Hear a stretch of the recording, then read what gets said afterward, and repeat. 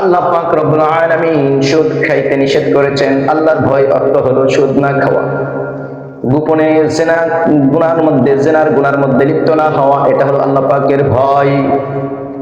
মিথ্যা যদি কেউ বলে, ওই মিথ্যা থেকে বিরত থাকতে হবে আল্লাহর ভয়ে। কারণ অন্তরে যদি আল্লাহর ভয় থাকে, আজকে আমি মিথ্যা বলতেছি, দুনিয়ার কেউ তো বুঝতেছে না, কালকে আমাদের মাঠে হাসরের ময়দানে আল্লাহ পাকের কাছে কি জবাব দেব? তাহলে মিথ্যা তার দ্বারাই হবে না, গীবত তার দ্বারাই হবে না, এরকম ভাবে চুগলখুরি তার দ্বারাই হবে না। এই জন্য আল্লাহ পাকের ভয়ের কোনো বিকল্প নেই। আল্লাহ পাককে ভয় করতে হবে, আল্লাহ পাকের ভালোবাসা অন্তরে থাকতে হবে। আল্লাহ পাকের ভালোবাসা আমার অন্তরে আছে, সেটা কিভাবে বুঝবো? হযরত সাহাল ইবনে আব্দুল্লাহ বলেন, আলামাতু হুব্বিল্লাহ হুব্বুল কুরআন। আল্লাহ পাকের ভালোবাসার আলামত হলো, নিদর্শন হলো কুরআনের ভালোবাসা। অর্থাৎ যে ব্যক্তি কুরআনকে ভালোবাসে, যে ব্যক্তি কুরআনকে মহব্বত করে, সে ব্যক্তি আল্লাহ পাককে ভালোবাসে। কুরআন বলেছে তো, কুরআনি বিধান অনুযায়ী চলতে হবে। আজকে আমরা কোরআনকে ভালোবাসি, কিন্তু কোরআনের বিধান প্রতিষ্ঠার কথা বললেই আমাদের মাথা ব্যথা শুরু হয়ে যায়। কোরআন ওয়ালাদের যদি এই দেশ পরিচালনার কথা বলা হয়, তখন আমরা কথা বলি হুজুরদের কাজ হলো ইমামতি করা, এই করা সেই করা, রাষ্ট্র পরিচালনা তো তাদের দায়িত্ব। অথচ একমাত্র বিধান আল্লাহ পাক দিয়েছেন মানব জাতির কল্যাণের জন্য, সংবিধান হলো আল কুরআন। এই কুরআন শুধুমাত্র মানুষের জন্য কল্যাণের ফয়সালা করতে পারে। এই কুরআনের বিধান ছাড়া দুনিয়ার বিশৃঙ্খলা নির্মূল করা সম্ভব নয়। এই কুরআনের বিধান ছাড়া এই দুনিয়া থেকে জিনার মতো অন্যায় বন্ধ করা সম্ভব নয়। এই কুরআনের বিধান ছাড়া এই পৃথিবী থেকে ধর্ষণের মতো অন্যায় বন্ধ করা সম্ভব নয়। এই কুরআনের বিচার ছাড়া এই পৃথিবী থেকে অন্যায়, জুলুম, অত্যাচার বন্ধ করা সম্ভব নয়। দিন পালন করার অর্থ হলো আল্লাহ পাকের হুকুম মানা, রাসূলের তরিকায় জীবন পরিচালনা করা। আল্লাহ যা করতে বলেছেন তা করা, আল্লাহ যা করতে নিষেধ করেছেন তা থেকে নিজেকে বিরত রাখা।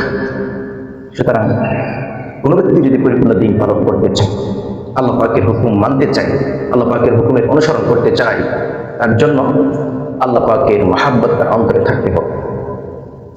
আল্লাহ পাকের মহাব্বত, ভালোবাসা যদি কার অন্তরে থাকে, তার মাধ্যমে আল্লাহ পাকের হুকুম পালন সহজ হয়, আল্লাহ পাকের হুকুম অনুসরণ তার পক্ষে সম্ভব হয়। এভাবে আল্লাহ পাকের নিষেধকৃত বস্তু থেকে নিজেকে বিরত রাখার জন্য আল্লাহ পাকের ভয় অত্যন্ত গুরুত্বপূর্ণ ভূমিকা রাখে। এজন্য গুনাহ থেকে বিরত থাকতে, গুনাহ থেকে বিরত নিজেকে রাখার জন্য আল্লাহ পাকের ভয়ের অর্থাৎ তাকওয়ার বিকল্প কোনো পদ্ধতি নেই। এজন্য আল্লাহ পাক রব্বুল আলামিন ঈমানদারদেরকে বলে দিয়েছেন, ইয়া আইয়ুহাল্লাযীনা আমানুত্তাকুল্লাহা হাক্কা তুকাতিহি ওয়া লা তামুতুন্না ইল্লা ওয়া আনতুম মুসলিমুন। আল্লাহ পাক ঈমানদারদেরকে বলেন, হে ঈমানদারগণ, আল্লাহ তাআলাকে ভয় করার মতোই তোমরা ভয় করো। আল্লাহকে ভয় করি তার অর্থ এই নয় যে আল্লাহ পাক আমাদেরকে খেয়ে ফেলবেন।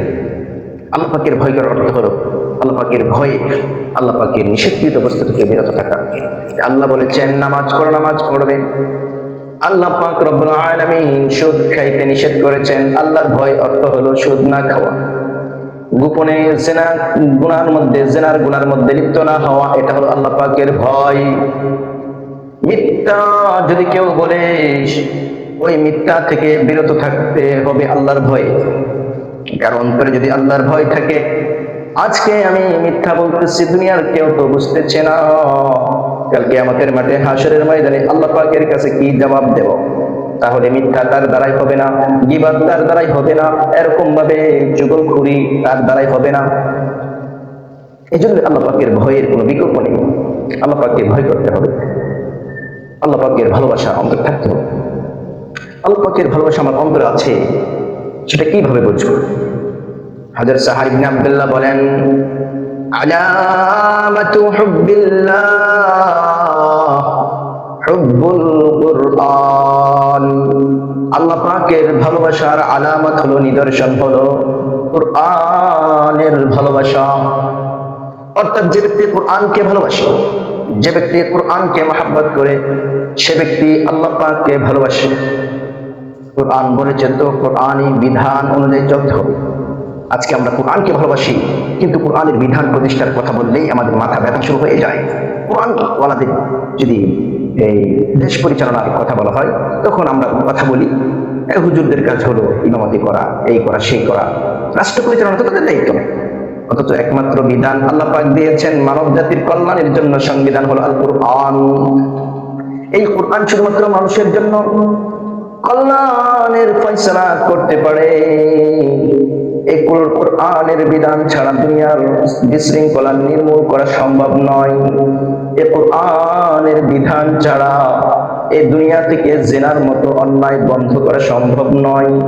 এই কুরআনের বিধান ছাড়া এই পৃথিবী থেকে ধর্ষণের মতো অন্যায় বন্ধ করা সম্ভব নয়। এই কুরআনের বিচার ছাড়া এই পৃথিবী থেকে অন্যায়, জুলুম, অত্যাচার বন্ধ করা সম্ভব নয়। আমরা কোরআনকে ভালোবাসি, তবে কোরআন মসজিদে থাকবে, কোরআন মাদ্রাসায় থাকবে, কোরআন ব্যক্তিগতভাবে মুতাআলা করা হবে, তেলাওয়াত করা হবে, এতটুকুই সীমাবদ্ধ। এটা কোরআনের মহাব্বত নয়।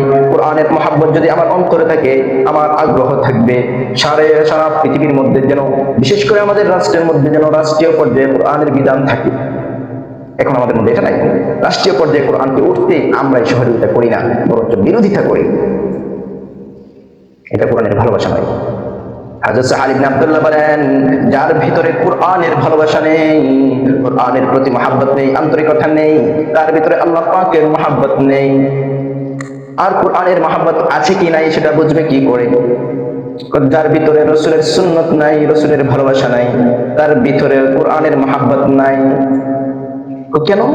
আল্লাহ রাসূলের সাহাবায়ে কেরাম রাসূলের চরিত্র সম্পর্কে আম্মা জান আয়েশা সিদ্দিকা রাদিয়াল্লাহু তাআলা আনহার কাছে গিয়ে জানতে চেয়েছেন, কেমন ছিল রাসূলের চরিত্র, কেমন ছিল রাসূলের আদর্শ।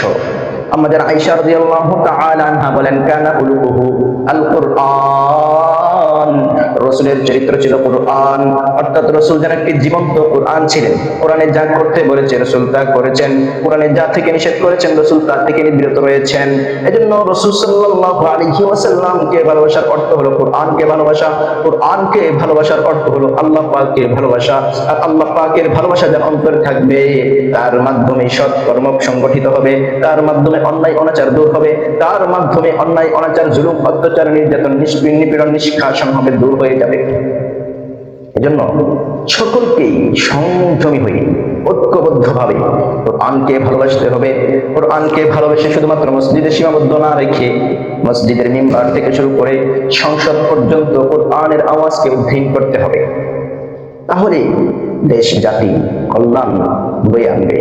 আর যদি মহব্বত শুধু মসজিদ ভিত্তিক হয়, মাদ্রাসা ভিত্তিক হয়, কোরআন শুধু তেলাওয়াতের মধ্যে সীমাবদ্ধ রাখি, তাহলে কোরআন আমাদের কাছে থাকবে ঠিক, স্বর্ণ আমাদের কাছে আছে, কিন্তু এটা থেকে উপকৃত হওয়ার যোগ্যতা আমাদের মধ্যে নেই।